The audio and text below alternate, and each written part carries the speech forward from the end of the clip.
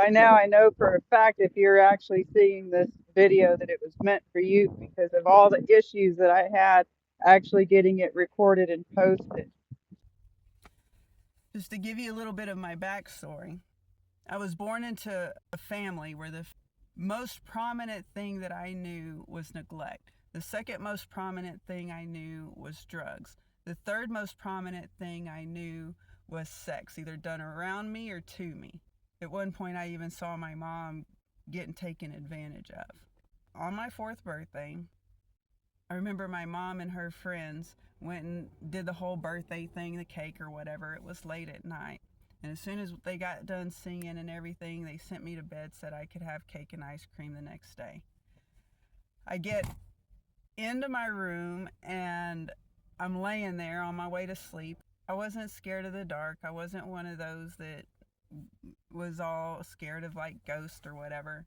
But I do remember my closet door being open and just, like those little tank top, like undershirt tank top things. I just kept seeing them appear at the door of the closet, and then they would float to the foot of my bed and they would disappear at the foot of my bed. And just one after another, after another, after another. And of course, with every one, I got more scared and more scared and more scared. But I knew if I left my room for any reason at all, it was going to be a bad situation. And so I remember looking at the door and then looking at the shirts and looking at the door and trying to figure out which one I was more scared of. And I remember at some point I just was inside myself. I was like, what can help me? At that moment, I saw a man sit at the side of my bed and put his hand on my arm, and as soon as he did, the shirt stopped and I was filled with immense peace. Over the years, I had heard several things from him. He had taught me. I had been walking with him ever since that time at 4 years old. Then at the age of 8, I ended up in an orphanage. It was a Catholic orphanage. So we ended up going to chapel every week. And I remember chapel was fun. We always sang songs. We always were able to run amok. And we were running amok, just running all the way around the entire length of the chapel. And we're singing that song, "This little light of mine, I'm gonna let it shine," holding up our fingers like this. "This little light of mine, I'm gonna let it shine." And I remember I got stopped dead in my tracks right as I was looked at the tip of my finger. I saw this little, it looked like a flame. Right as I'm looking at the tip of my finger, I hear the voice tell me, "This is me." And then I ended up having a salvation experience at 25. I had many visions within the first 3 months. And I've had several since then. But in those first 3 months, they were just really concentrated. And I remember one time I went out to Austin. And so I'm driving out to Austin and I put in my CD player, just the audio book. And it started at John 1:1, where it talks about that in the beginning was the Word, and the Word was God, and the Word was with God, and it talks about how He became flesh and all of this thing. And I got a vision of exactly how Christ came into the power that He did, and it was through the Word and becoming flesh and all of this, right? And I was like, wow, this is wonderful. And I was going to Austin to a Bible study, and I had started in Fort Worth. And so there was a 3-hour drive there. Drive right into the Bible study, and they're teaching John 1:1. But they teach it and then teach about the Trinity, about how like there's 3 gods now somehow that are one. I remember them telling me there's no way that I can understand this, that I was just going to have to blindly accept it by faith, and that somehow that was okay. I'm like, no. And so this was the beginning of God showing me that the Bible isn't contradictory to itself, that what's contradictory is the teachings about what the Bible says. Because as a matter of fact, Abraham was deep into a society where they had a bunch of teachings, a bunch of different gods, and all these gods were Trinitarian gods. And that's why God pulled him out of that. And the first thing he told Abraham is, I am the Lord your God. I am one. This was just 6 months in of over 16 years in the church. And for the last 5 years of that, I was going to 3 different churches. I was not only going to 3 different churches, but I was a member of, plugged in, and serving in all 3 churches. One was Friday, one was Saturday, and one was Sunday. And people would always look at me like, why? As if it was like, you don't have to do all that, church. I mean, because most people are under the impression that it's just like punching a time clock, right? You go on Sunday and you punch a time clock, you sit there for an hour or 2, and you go about your business for the rest of the week. But the thing is I didn't go to church to be saved. I went to church because I was saved. But if God is so big and so vast that we can't fathom him, then that means that there's not one person I can see with my eyeballs that can fathom this God. So who's to say that my pastor, or even a man-made religion, is going to be able to tell me this? But I also understood that God wouldn't allow these religions to be there if they didn't have a piece of the puzzle. And so what I did is, just since I understood that blind men, the way that they see things is they feel and they touch. And so if you took 5 blind men and put one on the leg, one on the tail, one on the tusk, one on the trunk, and one on the ear, and they feel around on this elephant, they're going to tell you 5 very distinct, different things about this elephant. But at the very same time, not one of them are wrong. But I'm sitting here watching all of them argue with one another as if, no, it really feels coarse and hairy. And this other one's like, no, it's really hard. And another one's like, oh, it's, really, floppy or whatever. But not one of them are wrong. And so I went to go listen to all of the blind men. And I've been in a lot of different churches. And I've seen a lot of different things, and I heard a lot of different teachings, some from organized religion and some from not, and just a lot of personal Bible studies and visions and everything that I've gotten. But I've went to all of them, right? And I'm not saying I have all the pieces, but I understand all 5 blind men's points of view, and I've put them together, and I get a much bigger, broader view of who he is. Now, let's not get all hung up on pronouns, and let's not get all hung up on names, okay? Replace whatever it is. Creator, source, God, Yeshua, Yahweh, whatever it is let's stop arguing about it, okay? You know what I'm talking about. We could get hung up on particulars and completely miss the whole point, okay? But God sending his only begotten son to die for us so that he can have a personal relationship with us, you cannot tell me that he wants me to put my brain aside and just accept whatever somebody tells me. And I'm not going to do it. But because I don't believe in the Trinity, it's been insinuated that I can't be saved. I mean, I had a friend that was very instrumental in actually bringing me to Christ. And even she says that she's seen a dramatic change in my life, so she knows I'm saved. But she said, I don't see how you can be Christian and not believe in the Trinity. I'm not going to debate with anybody whether or not that there's a devil. But just for the sake of argument, let's just say that there is a devil, okay? Let's take it exactly the way Christians teach it. We somehow think he's the stupidest person in the world. We also somehow think that he waited around. If you were coming against the creator of all that is, do you think that you would just put it off for thousands of years and then just recently be like, oh, let's fabricate an antichrist just in the last days.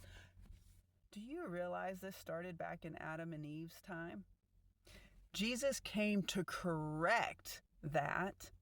And then what they did is killed Jesus, then turned around and killed all the disciples, then chased all the believers into the hills so that they could kill off everybody who had the truth so that they could turn around and start all over again. If you want to think of it as the Matrix resetting itself, like from the movie. So now they have us worshiping a false god again, which is a Trinitarian, the same thing that they pulled Abraham out of. You think I'm wrong? Okay, so they tell you that Christ is the only way, the truth, and the life, but they talk about it as if the only thing that we can really do is have his love, and that we just got to pray and hope that God does something with that. But we're supposed to be like Christ, but then they tell us we're not able to do any of that stuff. And some people even talk about how it's all the power left when the last disciple died, which is largely true for the reasons I just said. That's why they killed everybody. They killed everybody with the knowledge and with knowledge is power. So in a way that's true, but the access to it, the ability for us to do it, did not die. Christ said himself that we are to do exactly what he did and more. And how do I know that we even now? Because he told the disciples to go and tell all the nations. Why would he tell them to go tell all the nations? So that we could all end up having the power if it wasn't possible for us to do what he said, which is everything he did and more. That means he's not the unreachable ceiling that they tell us, that he is actually the threshing floor. How is it that they took the power away from us? First of all, they killed everybody with the knowledge, and then so that nobody else can gain it, they go and calcify the pineal gland, which is actually the organ in your body that is receptive to the voice of God. And what are the biggest things that calcify it? Fluoride. Number 1, we'll do it for days. Number 2 is garlic. We'll do it for 12 to 16 hours. 3 is onions, and that'll do it anywhere between 3 to 6 hours. What sparked this video actually is because I was scrolling and I saw a pastor talk about, oh my God, whatever you do, don't open up your third eye, which is your pineal gland. Whatever you do, don't open up your third eye because it's of the enemy. All it's going to do is open you up to the demons. What? So that the only way that I can hear from God is to look at a Bible? Christ didn't do that. Christ heard them with the Jews would study until they were 13, and by then they actually had it memorized. They studied, learned, then they just went to the synagogue once a week just to get a refresher course. But they didn't only hear from God in that way. As a matter of fact, by example, what Christ did is he went and prayed every day. He would separate himself, pray, and then come out and do the will of God. That's what he would do. Not go and pray and then go and do what you want to do or pray about only what you want to do.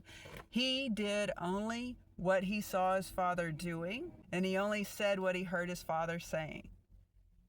He didn't fabricate in his head what he wanted to do and then turn around and do it. He prayed, got the direction, and then walked it out. Faith without works is dead.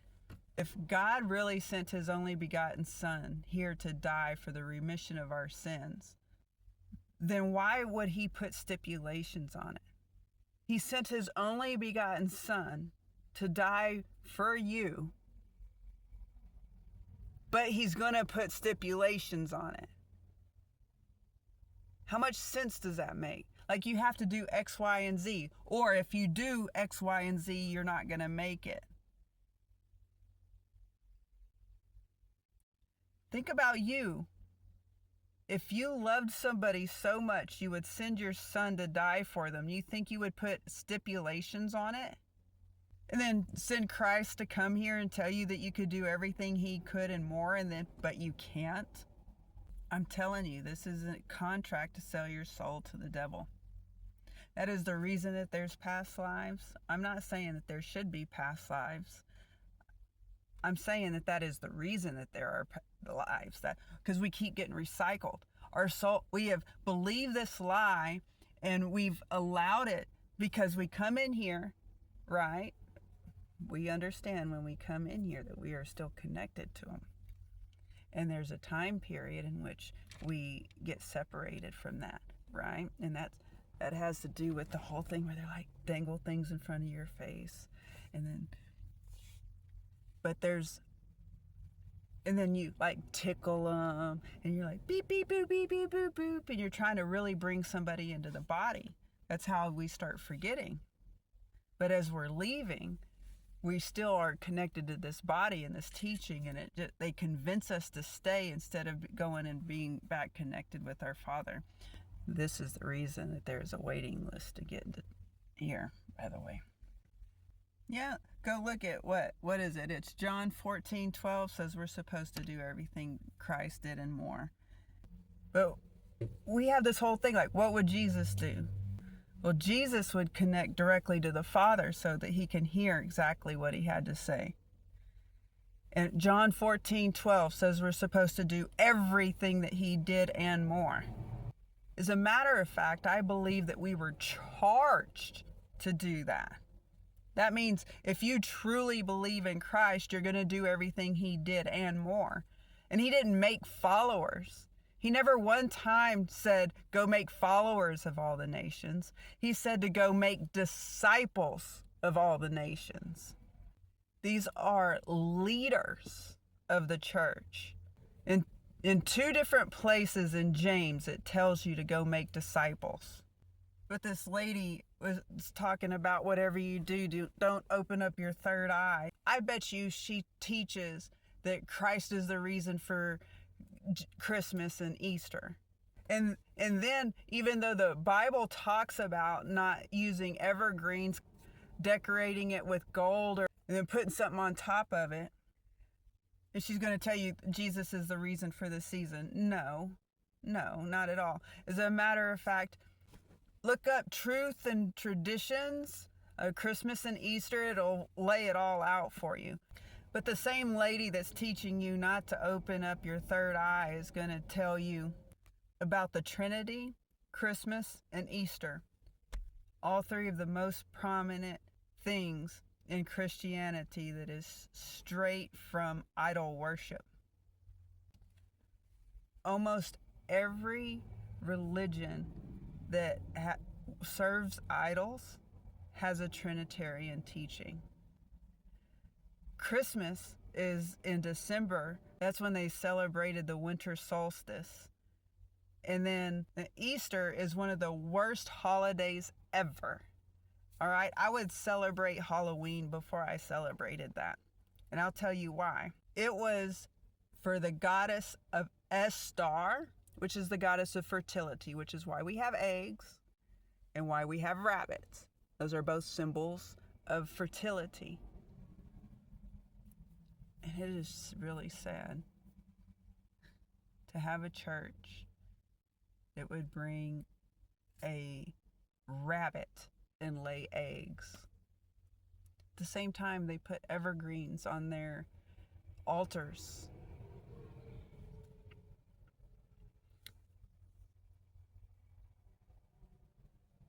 Easter was for the goddess Estar, goddess of fertility. And what they would do is they would take all the virgins and they would lose their virginity during this event. And it's this big orgy. And then the very next year, what they would do is they would take the babies from that orgy and they would sacrifice them to their gods and take their blood and dye the eggs. And as far as Christmas goes, the real story of Christmas is absolutely beautiful. You ever wonder why the nativity scene is never in an enclosed? It's because it was never a barn. It was a sukkah. What is a sukkah? Go look up Sukkot. Sukkot, I believe. Go look up Sukkot. You can speak it into your phone these days. What the Jews did during Sukkot, which happens to be in September-ish, it kind of moves around like Easter did. But what they did is they would build a temporary housing called a Sukkot, called a sukkah, which actually had an open top and an open front. And they used to sleep in it so that they could look up at the stars and watch for the coming of Christ. The stars would tell them when Christ came, not that he was coming from the stars. They would be able to look up and read the stars and know, is Christ coming this time or is he not? But they would sleep out there. And the most beautiful thing is that here come Joseph and Mary pregnant with the Son of God, or Christ, however you want to say it. Let's not argue over particulars, people. So she goes and sleeps in the sukkah, which was traditional. It wasn't, oh, it's so lowly. He came in so lowly. No, that was actually a very high place to have been put. And he was born in a sukkah that was created for the watching of the coming of Christ. Such a beautiful story.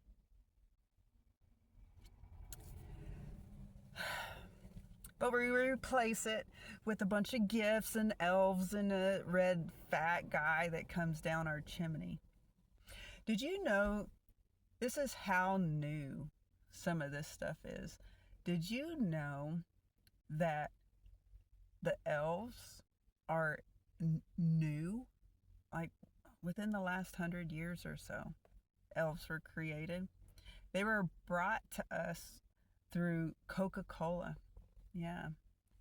While Coca-Cola was doing their marketing, they added little elves to the story. Yeah, the same company that put cocaine in their products to make you addicted so that you would keep coming back for more so that they can make more of the money. The same product that they would never use themselves, by the way. And then they tell us that we have to be like Christ, but you can't really be like Christ, that he's this unreachable ceiling over here. Just go ahead and believe him. And then you can go believe in what we're telling you and we can go to heaven. But it's long as you follow within these parameters here. Did you know sin itself is just simply separation from God? That's it. Everything, every one of the commandments, down to how you eat, all of this stuff was all ways to not separate you from God. Because when you eat stuff that's unhealthy, your pineal gland shuts down. But they tell you that you're going to go to heaven as long as you follow the rules. And most of them only bring it down to the 10 commandments. But at the same time, one of those commandments is do not lie. Do not worship false gods.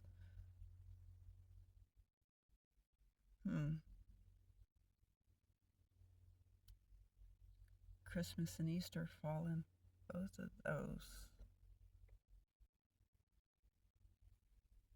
But that's not what it means to me. Come on. I'm going to preface what I'm about to say with this. Please hear me. I do not condone anything that I'm about to say. And I mean no offense to a single person by what I'm about to say.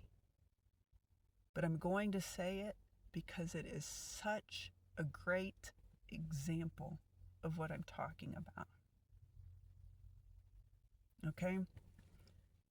So please take this very lightly. and only as the example that I am giving it. Let's say that we wanted to memorialize the beating of certain individuals by hanging, when they hung them on a tree, right? And just would beat them. Let's say we were trying to memorialize that by hanging piñatas and putting candy or money or anything into the piñata and start beating the shit out of it, just to memorialize what was done in the past when we used to get away with it, right? Do you think that just because we're 100 years removed from all of it, that it excuses it? That nobody's going to feel pain by the fact that kids are sitting here hitting piñatas and candy's falling down, and oh, it's just for the fun of the kids, and it's just for fun. Come the fuck on, people. You don't think that God doesn't remember every single one of those children whose lives got sacrificed to dye eggs? And you're going to sit here and memorialize his son through the act of dyeing eggs and have a rabbit walking around so that the kids could have fun going to search for these eggs.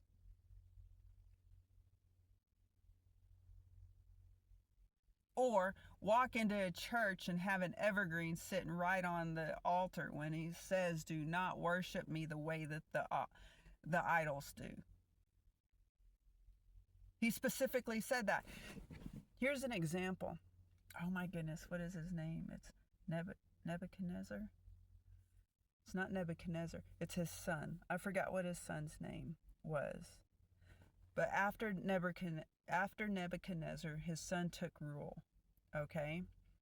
And his son's over here having a party.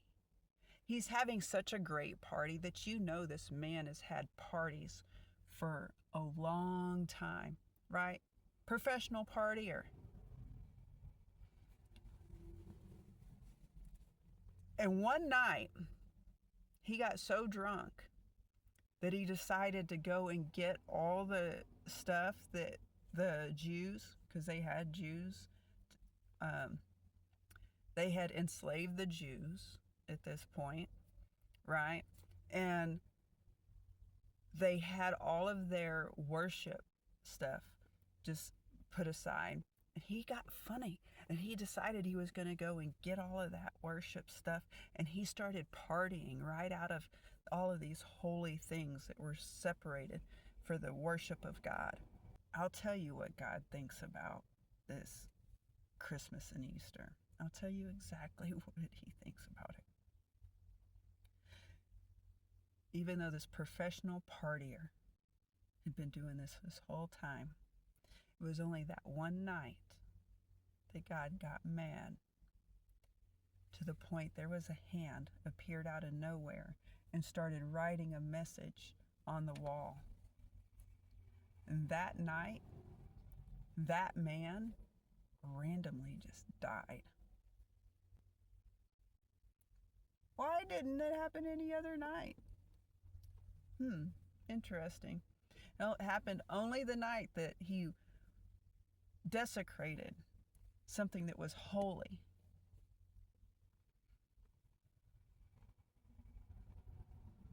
Don't take my word for any of this. Do your own research. Read the Bible. I don't care what translation. Nothing I am saying is based upon a translation. Sin is just simply separation from God. Jesus was never separated from God. That is how he never committed sin. He never allowed himself to be separated from God.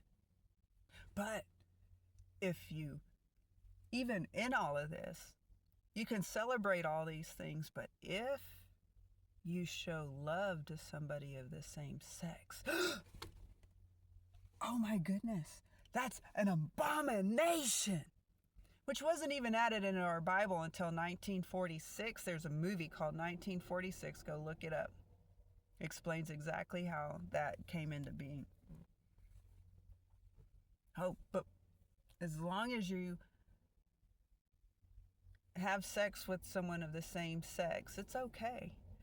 I had a friend one time whose son got engaged with somebody that he lived on her property in an RV out in front of the house. And he had his new fiancés come and stay the night to do you know what. And she went to him and said, look, I am raising my grandsons from his brother, and I don't want them to have that example here, because that's not the way of God. If you're going to do that, you need to go and do that on her property and not in front of the boys. But when I came out the closet for the second time, I can't even eat with you. I'm like, wait a second. No, because let's just, for the sake of argument, say it's a sin, right? God actually talks about sexual sin, all sexual sin, in the same way, mind you. All right? For the sake of argument, let's say homosexuality is a sin. He talks about it as the same as infidelity, premarital sex.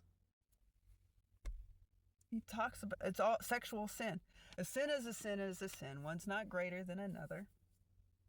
They're all the same. All right, lying is the same as killing. It doesn't matter. Okay, if we're really going by what the Bible says, a sin is a sin is a sin. Anything that separates you from God is a sin. But they're all the same, right? But let's just, he does talk about sexual sin being an abomination. And that's because of the sacredness of it. It's sacred because it connects two souls together. This is how I know it's hate.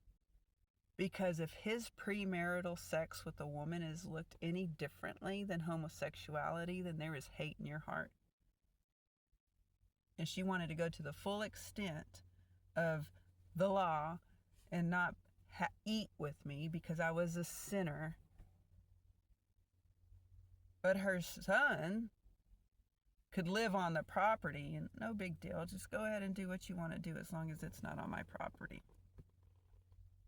So I get kicked out of all 3 of my churches, mind you, because I was homosexual. Yeah, me, the homosexual, who got scoffed at because I walked out of a church that had a Christmas tree on the altar. That was the beginning of me walking away from the church. The final blow was when I got kicked out. I couldn't serve. I couldn't do nothing. There was only one of them that allowed me to still come. I all of a sudden couldn't fulfill my serving duties or be a part of any of the ministries that were there. That's what they said. We seriously need to stop overlooking how smart the enemy is. Again, I don't want to argue particulars. For the sake of argument, let's just say that there's an enemy, a devil, okay? Do you think if you were coming against the creator of all that is, that you wouldn't have started a long time ago? You don't think that he wouldn't create a religion? What would be the smartest way to take people away from God? To create a religion that basically tells you that it's the only way to him, then lie to you about him, and then do all kinds of things to separate you from him. Starting off by saying that the only way you can hear from him is reading the Bible. That's not what Jesus did. What did Jesus do? He was continually connected to God. His pineal gland was wide open. Don't believe me? Go read Revelations. Do your own Bible study on this. Go read Revelations and write down all the attributes of the Antichrist. After you write down all the attributes of the Antichrist, tell me which one of those attributes doesn't point to Christianity.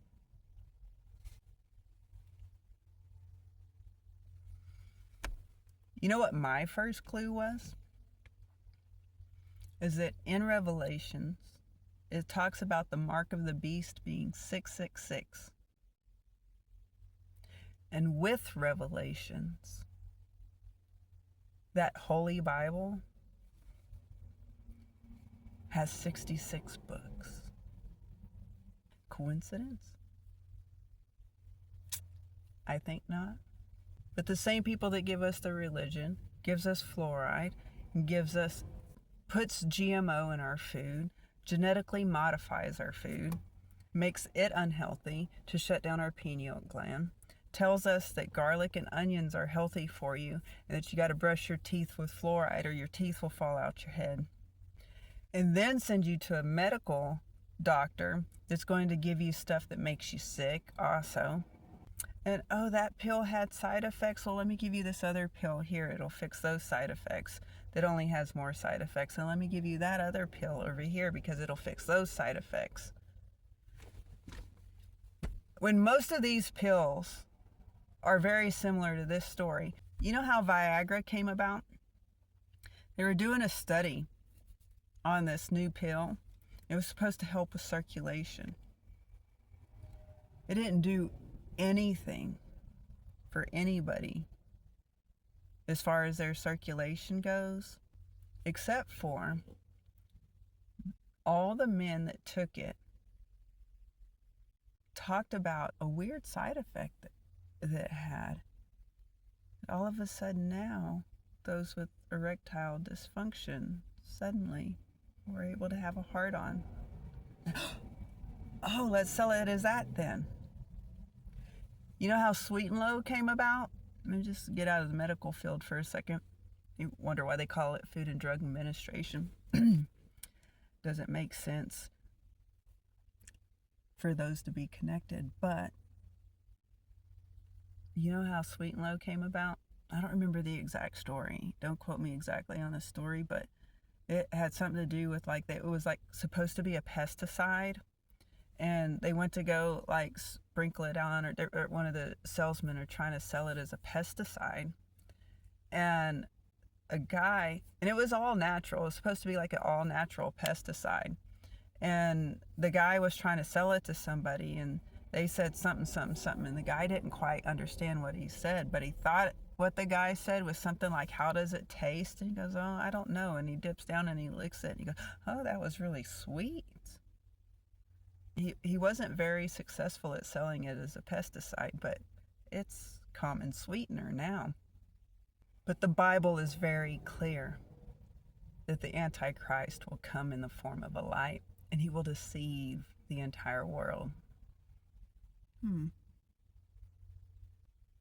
If God wanted blind followers, he never would have told us to study the scriptures to show ourselves approved. He didn't say to go to a man and have him put a stamp of approval on you like your pastor. He said, you go study the scriptures for yourself to show yourself approved. Why has sin been so rapid here recently? Why can't we hear from God? Millions and millions of people Google every month, how do I hear more from God? The reason why is because our pineal gland has been so calcified. And they've gone great extents in being able to do that.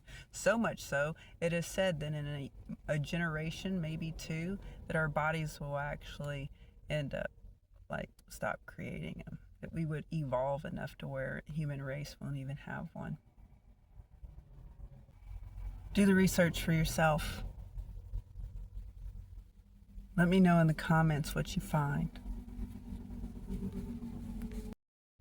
But I know for a fact with as much trouble as I had recording this, that it absolutely was of God. Subscribe to catch those massive Mark vibes as we band together to raise the collective this year.